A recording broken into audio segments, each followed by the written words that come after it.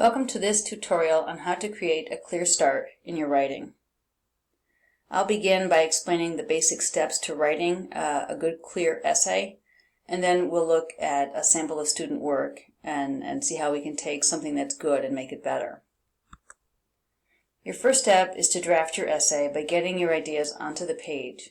Don't censor your ideas or worry about what is missing, but just try to get it all down in a first draft. Your second step is to review it with your reader in mind. Remember that you cannot assume your reader knows the text or what you are trying to say. Review your essay to identify where you might assume your reader has knowledge that might be unavailable to him. And very often this means leaving your paper overnight or for a day or two and then coming back to it with fresh eyes. Step 3, use the list below to check for completeness. Be sure to include authors and titles of works under consideration, synopses of these works, introductions to text citations that create context, analysis of the text citations, and transitional language linking ideas within and among paragraphs. Add missing information to put your essay in context.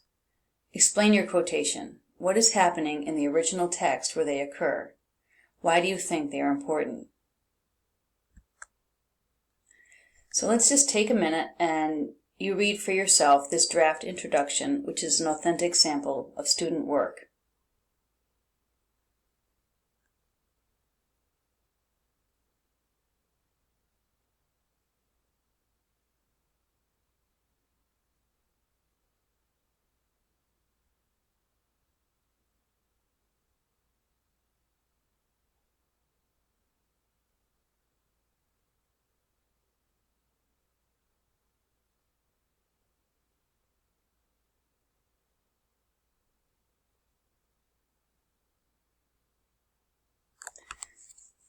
You can see that this writer has made some good moves in this introductory paragraph.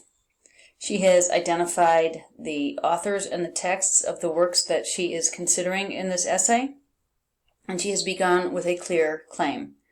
Her claim is that callousness creates destruction when someone's ability gets out of hand. So the two concepts that she's considering are callousness and destruction.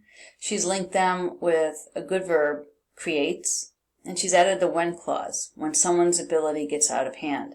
This creates the cause and effect relationship within the sentence that gives the essay some structure. She says the poem is generally about the chaos that is created due to different things that lose their balance or grip on a topic. So there she's identified the central idea of the poem, and she's followed it with text support. She said an example of this havoc in Yeats's poem is mere anarchy is loosed upon the world, which connects to the blood-dimmed tide is loosed, and everywhere the ceremony of innocence is drowned. And she's followed this with some analysis. Therefore, the poem is signifying that the world is completely chaotic and there is no hope.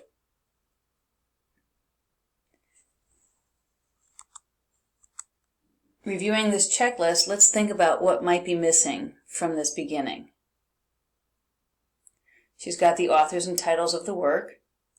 She's got a synopsis of one of the works, and that's the poem.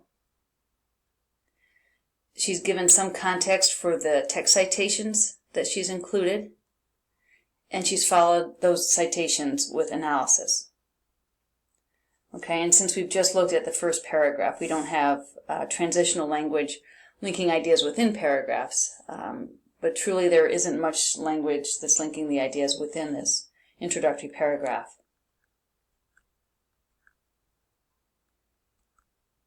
Now take a minute or two to read this revised introduction with the beginning of a body paragraph and see if you can identify what the differences are.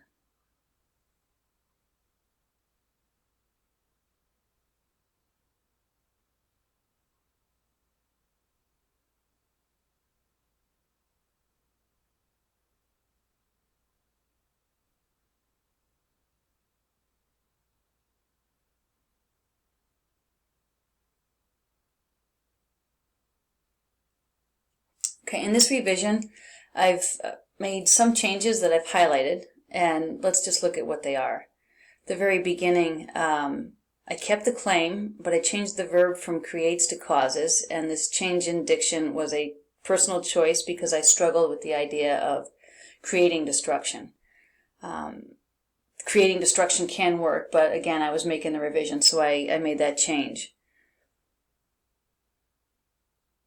The summary of the poem that follows the introduction, or follows the claim, I've developed that further to show, take the reader to the end of the poem as well, and to see where things land at the very end.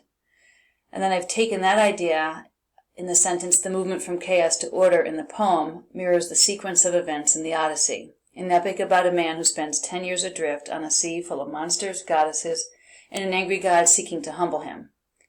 So I've linked the summary of the poem to the summary of the epic, and I've identified the central conflict there, the central problem that Odysseus faces. And then I pushed her text citations into a body paragraph, and I've begun there. That was a style choice that I maintained. I just kind of kept her sequence of ideas flowing. So I started with her text citation, and in the analysis piece, I've described what's happening in the Odyssey as well. So you can see in purple that the analysis actually links the two works. And then I brought this back to the Falcon, which was where she began her essay, when she said at the very beginning, our comparison of the Falcon in the poem is like Odysseus's behavior in the Odyssey. So this was where she was going, and so I needed to get to the Falcon and to begin this conversation about the Falcon.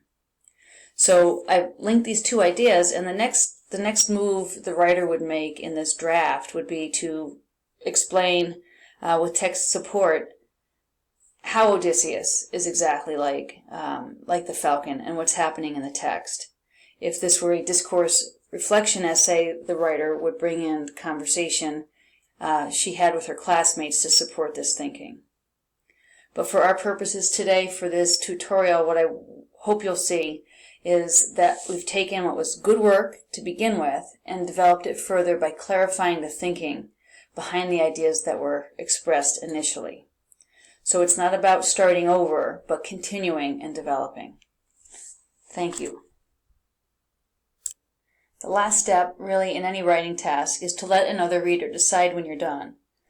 And I suggest letting a disinterested person read your essay to find any gaps in your thinking. And by disinterested, it could be somebody at home who isn't reading the book right now, or somebody at a different grade level whose mind can't fill in the gaps for you, and we'll have to ask those questions about what might be missing. We want to remember that writing is a conversation with ourselves as well as with others. And by extending your audience in the writing process, you can ensure that your ideas are complete and clear and that you have communicated them effectively.